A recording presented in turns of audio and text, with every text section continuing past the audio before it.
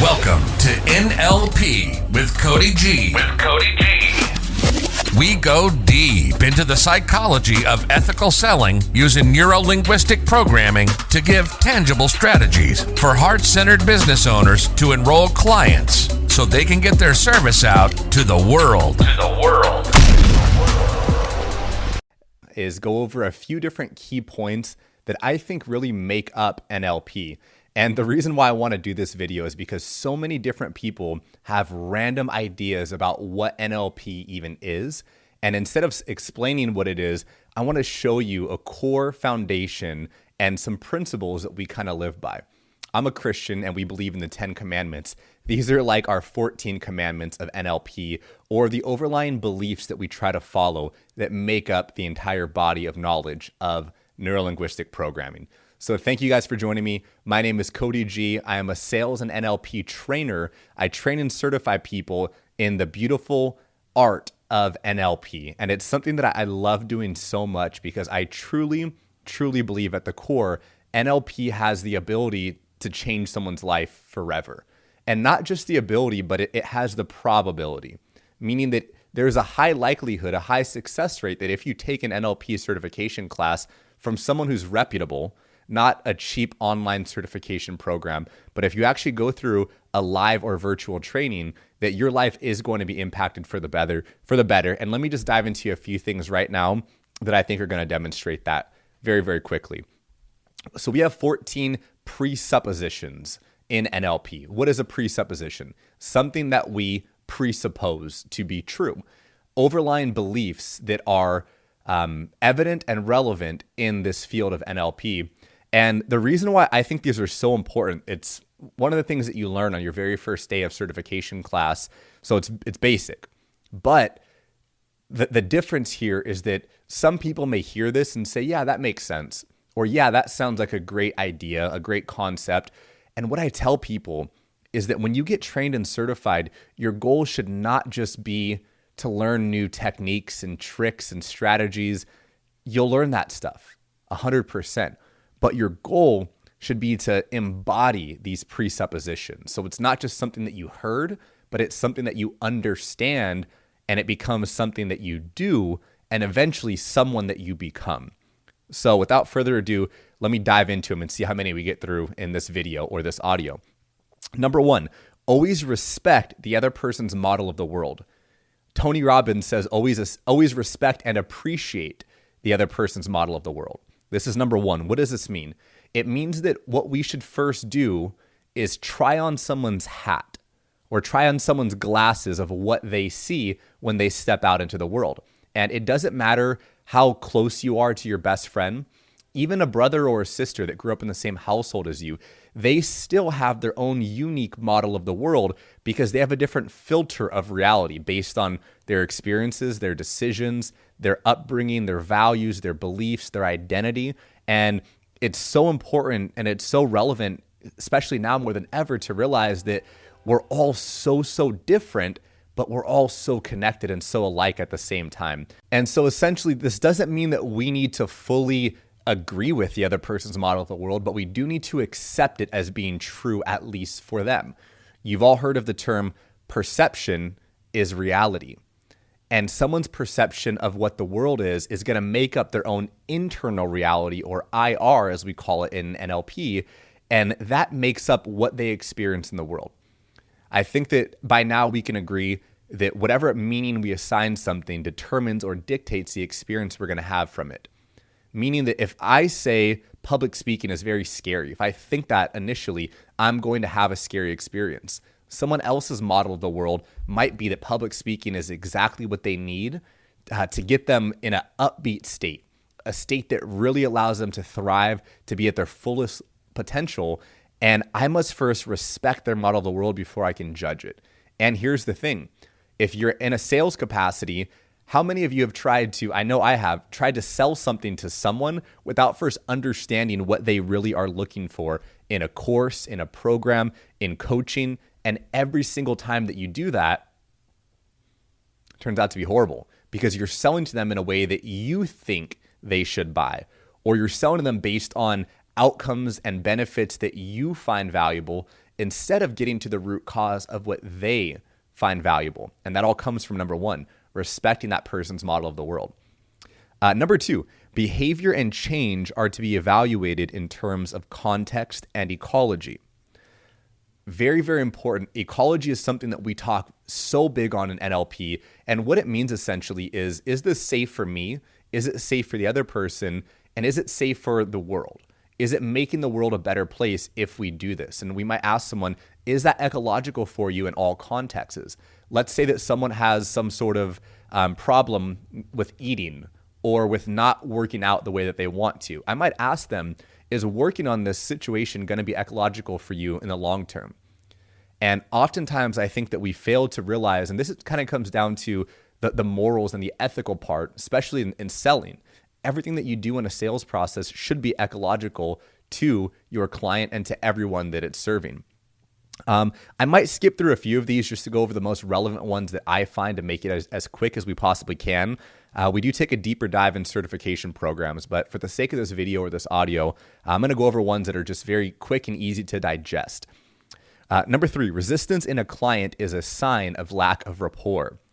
This was a smack in the face the first time I heard it, and it became even more strong of a smack in the face each time I heard it thereafter when I realized that the resistance that I was getting from people in my life, and you can replace that word client with person, resistance in a person is a sign of lack of rapport.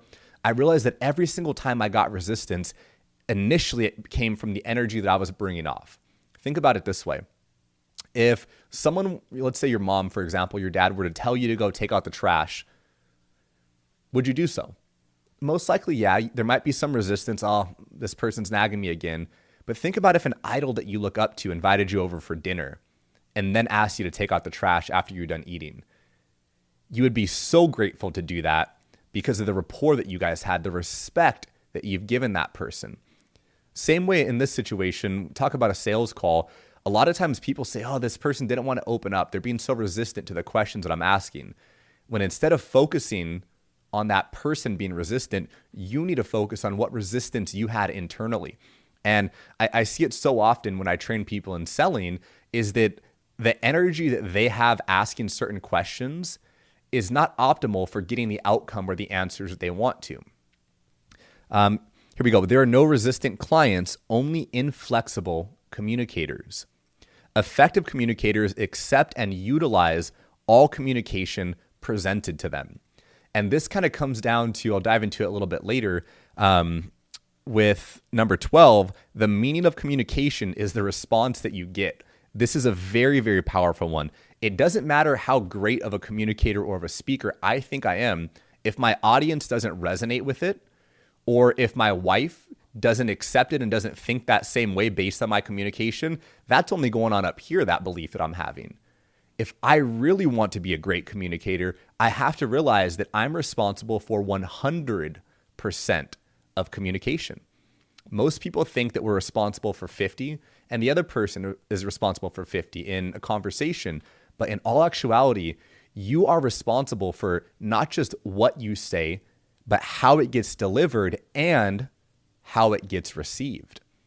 That's the kicker right there, that oftentimes people say, oh, well, I said what I had to say. If they took it that way, that's on them. That's one way of being. Is it right or wrong? I don't know. But is it effective or ineffective? I'd probably say it's an ineffective way of walking throughout the world, as opposed to realizing when I say these things, how is it going to land for that person? Once you understand those things, you become a very, very powerful communicator.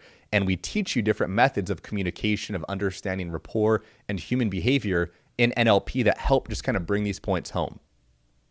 Let's look at number 4. People are not their behaviors. Accept the person and change the behavior. Another way I like to think about this is identify the unresourceful behavior. Because oftentimes we're doing things, we have a model that we've picked up on. Let's say a behavior of mine is that I always leave dishes when I'm done eating and take care of them the next day. It's a behavior.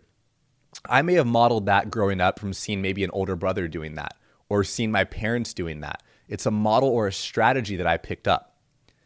Now, let's say that my wife doesn't like that behavior and wants to change. She could say that I'm just a lazy person, I'm a dirty person, I don't clean up after myself, or she can accept me for who I am and realize that that one part is just simply a behavior that can be changed. Because we're always learning things, especially from the time that we're born till about 7 years old. We have what's called an imprint period, where we soak up everything like a sponge to be true. If we see our parents doing a certain thing, we adopt that as our model or our strategy unconsciously. That's the scary part, is that we're not consciously saying, I want to do that too, but we're unconsciously adopting that as true. So accept the person, change the behavior. You're kind of peeling off the layer of who someone is. And it really helps you because it allows judgment to dissipate in a sense where you're not quick to judge people, but you're quick to understand them. That behavior that person's doing, that's not who they are. That's just simply a behavior. You peel off the layers of who they are and you really begin to see them at their core level. Number 5, super, one of my favorite ones, very powerful. Everyone is doing the best they can with the resources they have available. Behavior is adaptable, and the current behavior is the best choice available. Every behavior is motivated by a positive intent. Woo! Man, this is a hard one to teach people, I'll admit. It initially was a hard one for me to fully accept. It's easy to hear it and say, that makes sense, but then our mind goes to think of 100 different ways in which this is not true, or when we haven't seen it play out in our favor. And, what I think about with this one is that with someone's current level of consciousness, with their memories they have, with their experiences, with their decisions, in each moment, they are doing the best that they think they can be doing. It doesn't mean we let them off the hook because they're acting their best and they can't get any better. Not at all. But in that moment, let's say when you get triggered and you snap on someone, in that moment, you think the best thing to do is to deliver your message in that way that's snappy so they understand. Or insert 100 different scenarios there. We're doing the best that we can with that current level of consciousness that we have in that moment.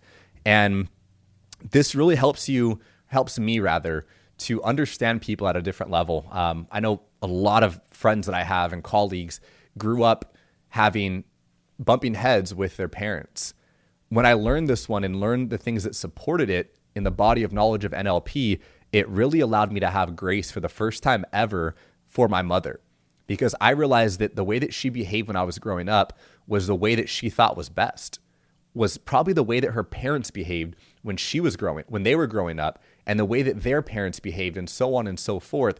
And in that moment, that's all that she thought that she was supposed to do, whether it was yelling at someone, hitting someone. And when you really understand this, again, the grace that you give people, it just rushes over your entire body in every situation, and resentment begins to fall off that you may have had for some people. Number 6, that's very correlated to number 4, calibrate on behavior. The most important information about a person is that person's behavior. I'll skip over that one because we went into a lot of that with number 4. Number 7 is actually very, very directly related as well. The map is not the territory. The thoughts we have and the words we use are not the event or the item they represent. Think about it in the sense there's always more going on. If I showed you a map of San Diego County, that's not San Diego County, it's a map of it. That map represents the county that I'm trying to show you, but it is not that county itself. So think about this in the sense that we're always running different maps, different models, different behaviors in our head, and we can't, just because someone's running a negative or unresourceful map, doesn't mean that we can relate that person to being in that way. That's just the state that they're in. It's really the structure of meaning. When we think about it in the sense that everything has meaning, how do we structure the meaning that we're giving? We're giving something, and we can't do it based on the map or the thing that we're seeing, but we have to do it on the thing that it actually is. Number 8, you are in charge of your mind and therefore your results.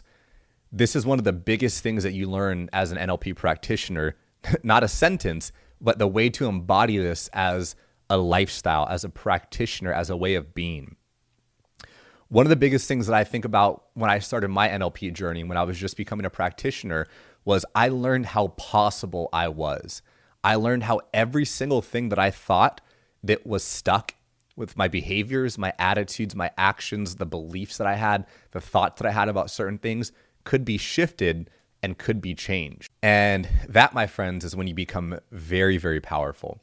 We've often met people that are in a victim mindset that blame it on the weather is why the way that I am, my gender, my ethnicity, where I grew up, the parents that I had, the parents that I didn't have, the mindset that I have, the different things that happened to me are creating the way that I am. The scary part is a lot of that stuff is true. But my question is, are we going to get latched onto that idea of living in effect or being at cause? Living in effect is also known as a victim mode. And I'm sure you can think of at least one person in your life right now who lives in that mode with everything. Every single thing that goes on, they find one negative thing to focus on. It's a very disempowering way to be. We need to be very aware of the pictures, the sounds, the feelings that we're creating in our mind, because those same pictures, sounds, and feelings that are created in here are going to project out onto the world that we begin to experience. People have all the resources they need to succeed and to achieve their desired outcomes. I love this one. There are no unresourceful people, only unresourceful states. Again, Tony Robbins talks about this one quite often, that it's never a lack of resources, it's a lack of resourcefulness. Now, this is a game changer when you can understand that it's the state that you're in that dictates a lot of times the mood that you have, what you say, how you show up in the world. Think about this. If you were having a conversation with your best friend on the phone, are you going to stutter? Are you going to be nervous of what to say? Most likely not. But now let's say you're at a job interview. You're on a stage speaking. You're talking to someone that you find attractive for the very, very first time. The state that you're in is going to dictate everything else that happens. It's not that you don't have the resources to find what you need. Now more than ever, we have a phone, a computer, every single thing at our fingertips with so much information. It's not a lack of resources why we don't have what we want. It's usually always a lack of resourcefulness. All procedures should increase wholeness. Think about our life in the terms of different pieces that make up one whole. Relationships, finances, spirituality, health and fitness, personal growth, family. We have 6 different areas we call the wheel of life in NLP, but every single thing that we do in NLP should not limit or take something away, but it should increase the greater whole. And that's where we always check for ecology. There is only feedback. There is no failure, only feedback. When you realize that, it allows you to let the pride and let the ego go that we all have, myself included, and realize that when I'm learning, I might fail. When I'm failing, I will learn. And when you go through life with a mindset like that, you really start to become unstoppable. When you live without fear of how you look, of how you should be performing or acting, whether it's in school, whether it's in a job interview, a sales call, just showing up in life, you understand that every single thing that you do is just one giant piece of feedback and you become invincible. The meaning of communication is the response that you get. One of my favorite ones we talked about earlier. Now, when we think of communication, there are really 3 components. If you think about it like a pie, for those of you that are watching this on video, there are really 3 components that make up communication. Component number 1, which consists of about 55% of communication, is actually going to be physiology or your body language. Here's what I mean. If you were to walk into a networking event and see me standing up against the wall, mean look, my arms crossed, kind of scouring the room, I don't need to say a word, and you're already going to hear me say, I don't want to talk to you. You're not going to feel that warm and welcome invitation to come and say hi. About 38% is going to be our tonality in a conversation. When we emphasize a different word or fluctuate our tone up or down. And this is why it's been so interesting. I've trained well over 500 different salespeople at the time of recording this, and a lot of salespeople have a similar script. And the reason why good salespeople can read a script and have a good outcome versus a great salesperson reading the same script and having a great outcome. It's not the words, because the words are exactly the same, but it's how they are being delivered. And that transitions us into that last piece of the pie, number 7, which is words. Not number 7, 7%, which is words. Only about 7% of the emotional intensity of communication is made up by the words that we choose. I'm going to give you a sentence real quick.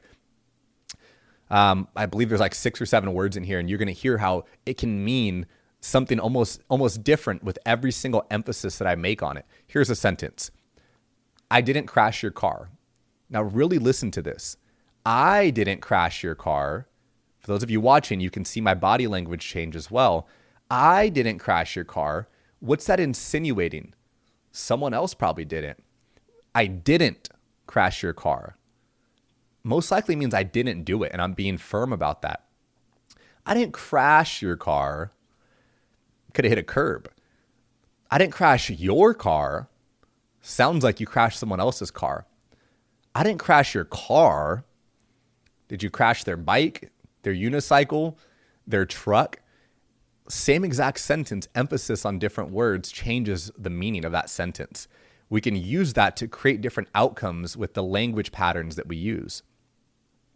Number 13, the law of requisite variety. The person or system with the most behavioral flexibility is going to control the outcome. What this means is that in any situation, we're given 2 options. Option number 1, to be stiff and rigid, like this pin that cap fell off, but it doesn't bend too well. The harder I put pressure on this, the more likely it's going to be to snap. A lot of people go through their life like a stiff and rigid pin. Anytime someone challenges their beliefs on something, they're holding on to it so firmly that all you have to do is find one counter argument or counter belief that shows something different, and that person's whole argument begins to crumble. We see it in politics, no matter which side you're on. People that hold on to their beliefs so firmly have the most likelihood for that belief to completely just unravel and fall to pieces. In any argument, the person with the most behavioral flexibility is going to be the one that wins. Any situation, if you can bend and be flexible, maybe it's with your communication, maybe it's with the way that you respond. You start to play a game of chess instead of checkers. Think about it this way. Initially, it can be somewhat hard to learn, but anytime that you're playing a game that we call life and you're using chess to navigate versus checkers just going straight ahead, you're almost always going to come out victorious. I think about this, that I was in this class one time, and within the first 45 minutes of being in a class, the lights went off. And what the teacher did, he kept going. And he said, hey, I'm going to just be very flexible. I hope that you guys are too. The lights are off. Here's the flashlight. Here's me. Let's have some fun teaching in the dark until they come back on. Versus the average person that may have started freaking out. Oh my gosh, it's the first day of class. What do I do? Does everyone go outside? Just kept on going. And would you know, about 2 minutes later, the lights came on. And it really showed power and presence from that leader who was teaching, because they were able to utilize behavioral flexibility. Number 14, very much aligned with number 10. All procedures should be designed to increase choice. This is not part of the presupposition, but here's something to consider, even if it's simply the illusion of choice. In NLP, we teach something called double binding. And for all my salespeople out there, think about if you asked your prospect. A lot of people, after getting off the phone call, they say, let me think about it. Oh, okay, sounds good. Are you going to give me a call back? Or, okay, when's a good time to follow up with you? The person's like, I don't know, Tuesday. And they're just giving some filler answer versus leading that person with a double bind. And it might sound something like this. Is it best to follow up with you Tuesday at 2 or Wednesday at 4? And you're not saying, should I follow up with you? You're asking them, which time should I? Are you going to be paying cash or card today? You're assuming the sale, assuming the close by using a double bind. You're not saying, do you want this? Because if you believe in what you sell and you know what you sell can help someone, it shouldn't be a question of if you want this. It's simply, how would you like to move forward today? And that double bind allows you to give the illusion of choice there. Now, of course, if your prospect doesn't want it, they're going to say, hey, Cody, I don't want it, which is totally fine too, but you're giving that illusion that there's some sort of choice there and that they're in control, even though you're helping to lead the outcome. And a sales situation should simply just be about you leading the outcome and helping them make the next logical step by taking the pressure off of them. If you're a parent, instead of saying, hey, little Johnny, I want you to go to bed at 8 tonight. If you said, hey, Johnny, do you want to go to bed at 8 or 8:30 tonight? You're giving them the illusion they have the choice. And anytime someone believes or actually does have the choice in the situation, they're going to be a lot more bought in. And they're probably going to say, I'll go to bed at 8:30 and take the later one. And you say, perfect, totally fine with me because you had those two outcomes to begin with. So I hope this wasn't too high level and it explains some portion of why I love NLP and why I think it's so powerful. Remember, these things are not just cool phrases or sayings, but they're ways to actually live and to practice your life. That's why I believe we're called NLP practitioners, because we're practitioners of this field. It's not just a course we learn or something that we studied, but if this is something that you want to dive deeper into and get trained and certified in a field that I love so much, it'd be my pleasure to certify you. There will be some information in the bio on how you can reach out, how you can see information about the next certification program. And until next time, have a great day. Bye-bye. KODY's mission is to create the ripple effect, because with each person he teaches to sell, that's one more life impacted in the process. Are you ready to get certified in NeuroLinguistic Programming to overcome every belief that's not serving you, to create the new version of you that the world needs, and skyrocket the revenue in your business? Check the link in the description for the next step. Thank you, and please leave us a review for some brownie points.